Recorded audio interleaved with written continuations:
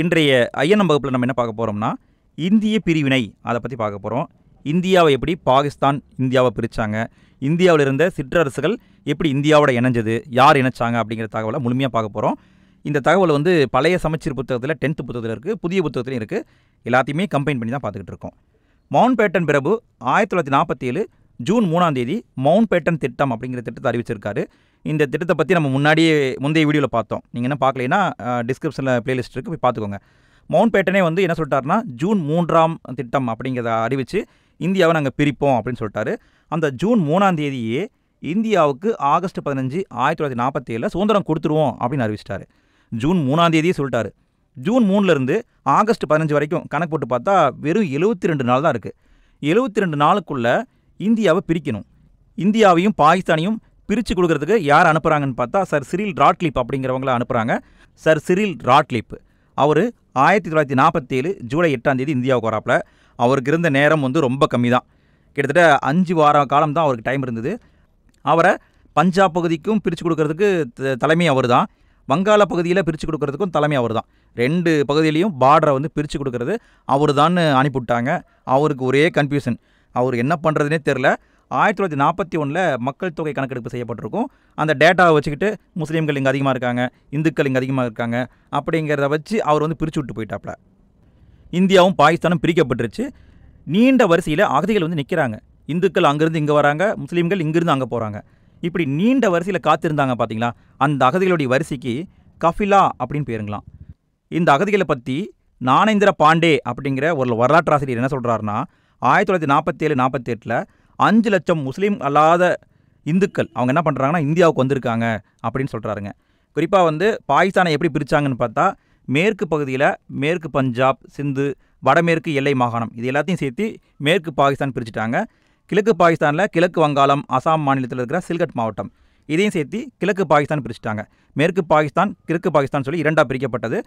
அடுத்தது பிரிவினைக்கு பிறகு நிறைய எல்லையில் சண்டை சச்சரவு வந்துச்சுங்க. இந்து முஸ்லீம்களும் தாக்கப்பட்டாங்க. அதற்காக ஏப்ரல் 8 1950 டெல்லியில் நேருவும் லியாகத் அலிகானும் டெல்லி ஒப்பந்தம் அப்படிங்கிறத செஞ்சுக்கிட்டாங்க. அதில் என்ன சொல்லியிருக்காங்கன்னா, 2 பக்கமும் இருக்கக்கூடிய சிறுபான்மையினர் பாதிக்கக்கூடாது அப்படின்னு ஒப்பந்தம் போட்டுக்கிட்டாங்க. அடுத்தது இந்தியாவுடைய பிரிவினை வருதுங்க. மவுண்ட் பேட்டன் பிரபு இந்தியாவுடைய முதல் தலைமை ஆளுநர் ஆகிறாரு. அடுத்து ராஜாஜிக்கு அந்த பொறுப்பை கொடுக்குறாங்க. ராஜாஜி இந்தியாவின் முதல் மற்றும் கடைசி இந்திய தலைமை ஆளுநர். நல்லா கவனிங்க, இந்தியாவுடைய முதல் தலைமை ஆளுநர் யாருன்னு பார்த்தா மவுண்ட் பேட்டன் பிரபு. அதுவே சுதந்திர இந்தியாவுடைய கடைசி ஆளுநர் அல்லது இந்திய தலைமை ஆளுநர்னா ராஜாஜி. இந்த சமயத்தில் 1948 ஜனவரி 30ஆம் தேதி காந்தி சுட்டுக் கொல்லப்படுறாரு. காந்தி இறந்தனால நேரு என்ன சொல்கிறாருன்னா, நம் வாழ்வில் ஒளி மறைந்து எங்கும் இருள் சூழ்ந்து விட்டது அப்படின்னு சொல்லியிருக்காருங்க. சுதந்திரம் அடையும் பொழுது இந்தியாவில் ஏகப்பட்ட சின்ன சின்ன அரசுகள் இருந்தது. அதெல்லாம் எப்படி இந்தியாவில் ஒன்றா சேர்ந்தது அப்படிங்கிறத பார்க்க போகிறோம். இந்தியாவில் கிட்டத்தட்ட 565 சின்ன சின்ன அரசுகள் இருந்ததுங்க.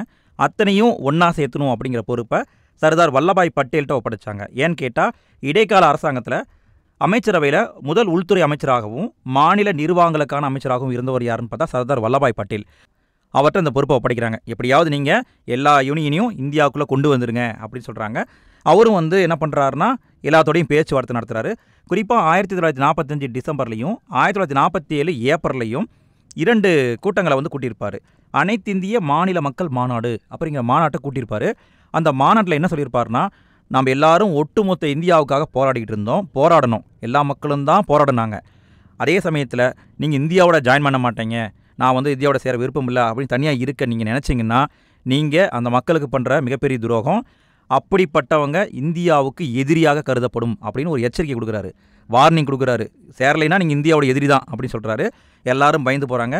கிட்டத்தட்ட 562 அரசுகள் இந்தியாவோட உடனே ஜாயின் பண்ணுறாங்க. எப்பா நான் சேர்ந்துக்கிறேன்பா அப்படின்னு சொல்லிட்டு இம்மீடியட்டாக ஜாயின் பண்ணிக்கிட்டாங்க. எப்படி சேர்ந்தாங்கன்னா, அதுக்கு ஒரு ஆவணம் இருக்குதுங்க. இணைப்பு உறுதி ஆவணம் ஒரு ஆவணம். இந்த ஆவணம் எப்போ உருவாக்கப்பட்டதுன்னா, இந்திய அரசாங்க சட்டம் 1935 அந்த சட்டத்தின் கீழே தான் இந்த இணைப்பு உறுதி ஆவணம் உருவாக்கப்பட்டது. அந்த ஆவணத்தை பேஸ் பண்ணி எல்லாருமே சேர்ந்துக்கிட்டாங்க. இணையாத 3 பகுதி அப்படின்னு பார்த்தா காஷ்மீர், ஹைதராபாத், ஜூனாகத் இதெல்லாம் இணையில. இதை வல்லபாய் பட்டேல் அவருடைய திறமையான நடவடிக்கை மூலமாக இணைச்சிட்டாரு. காஷ்மீர் எப்போ இணைஞ்சதுன்னு பார்த்தா 1947 அக்டோபர் 26ஆம் தேதி இணைந்தது. காஷ்மீரை இணைச்ச மன்னர் யாருன்னு பார்த்தா ஹரிசிங். இந்தியாவில் இருந்த எல்லா சின்ன சின்ன அரசுகளையும் இந்தியாவோட இணைச்ச பெருமை யாருக்கு சேரும்னா சர்தார் வல்லபாய் பட்டேலுக்கு சேரும். அவரை இந்தியாவின் பிஸ்மார்க்குன்னு சொல்லுவாங்க, இந்தியாவின் இரும்பு மனிதர் அப்படின்னு சொல்லுவாங்க. அடுத்து இவர் வந்து இந்தியாவை வந்து இப்படி ஒருங்கிணைந்த இந்தியாவை உருவாக்கிட்டு போயிட்டார். இருந்தாலும் இந்தியா ஆங்கிலேயரிடமிருந்து மட்டும்தான் விடுதலை பெற்றிருக்கு. ஆனால் இந்தியாவுக்குள்ள பிரெஞ்சுக்காரருடைய பகுதி இருந்தது, போர்ச்சுக்காரருடைய பகுதி இருந்தது. அதை நம்ம பிறகு தான் வந்து இணைச்சோம். எந்தெந்த பகுதின்னு பார்ப்போம். பிரெஞ்சுக்காரர்கள் பகுதி இணைப்பு எப்போன்னு பார்த்தா 1954. பாண்டிச்சேரி, காரைக்கால், மாகி, ஏனாம், சந்தர்நாகூர் இதெல்லாமே பிரெஞ்சுக்காரருடைய கட்டுப்பாட்டில் இருந்த பகுதி. அவங்கக்கிட்ட நம்ம பேச்சுவார்த்தை நடத்தினோம். எங்களுடைய பகுதி இந்தியா பகுதி இந்தியாவுக்குள்ளே இருக்குது, நீங்கள் விட்டு கொடுத்துருங்க அப்படின்னு சொல்லி கேட்டோம். அவங்க பெருந்தன்மையாக ஒத்துக்கிட்டாங்க. சரிப்பா நீங்களே வச்சுக்கோங்க, டோன்ட் வரி அப்படின்னு கொடுத்துட்டு போயிட்டாங்க. அந்த பகுதியை 1954 நம்ம இணைச்சிக்கிட்டோம். அடுத்து போர்ச்சுகீசியர் பகுதி. இது எந்த பகுதியாக இருக்குதுன்னு பார்த்தா கோவா, டையூ, டாமன் இந்த 3 பகுதியும் போர்ச்சுகீசியர் வசம் இருந்த பகுதி. அவங்கக்கிட்ட இந்தியா வந்து டீல் பண்ணாங்க. இந்த மாதிரி இந்தியாவுக்குள்ளே இருக்குது, நீங்கள் கொஞ்சம் விட்டு கொடுக்குறீங்களான்னு கேட்டாங்க. அவங்கெல்லாம் வந்து விடமாட்டேன்ட்டாங்க. அதெல்லாம் முடியாதுப்பா, நான்லாம் விட்டுட்டுலாம் போக முடியாதுன்ட்டாங்க. அப்படியா, சரி நான் பார்த்துக்கிறேன் அப்படின்னு சொல்லிட்டு 1961 இராணுவ நடவடிக்கை. உடனே இராணுவத்தை கொண்டு போய் உள்ளே இறக்குனாங்க. அங்கேருந்த மக்கள் வந்து இந்தியாவுக்கு சாதகமாக நடந்துக்கிட்டாங்க. உடனே இந்தியாவோட இணைச்சாச்சு. போர்த்துகீசர் ஓடிட்டான். இன்னுமே வந்து தூதரகம் இல்லைன்னு நினைக்கிறேன். போர்த்துகீசரோட இன்னுமே தூதரகம் இல்லைன்னு நினைக்கிறேன். இதெல்லாம் வந்து வரலாற்றில் நடந்த முக்கியமான நிகழ்வுங்க. இந்த வீடியோவில் இந்தியாவை எப்படி இணைச்சாங்க, ஒருங்கிணைந்த இந்தியா எப்படி உருவானதுன்னு பார்த்தோம். அடுத்த வீடியோவில் நம்ம என்ன பார்க்க போகிறோம் அப்படின்னா, இந்தியா மொழிவாரி மாகாணமாக எப்படி பிரிக்கப்பட்டது அப்படிங்கிற தகவலை பார்க்க போகிறோம். அடுத்த வீடியோவோட இந்திய தேசிய இயக்கம் அந்த டாப்பிக்கானது முடிய போகுது. கிட்டத்தட்ட ஒரு 30-35 வீடியோ போட்டிருக்கேங்க. அந்த ஒட்டுமொத்த வீடியோக்களோட பிளேலிஸ்ட்டு இந்த வீடியோக்கு கீழே டிஸ்கிரிப்ஷனில் இருக்குது, ஃபஸ்ட்டு கமெண்ட்டில் இருக்குது. தேவைப்பட்டால் பார்த்து யூஸ் பண்ணிக்கோங்க. அடுத்த வீடியோவில் சந்திக்கலாம்.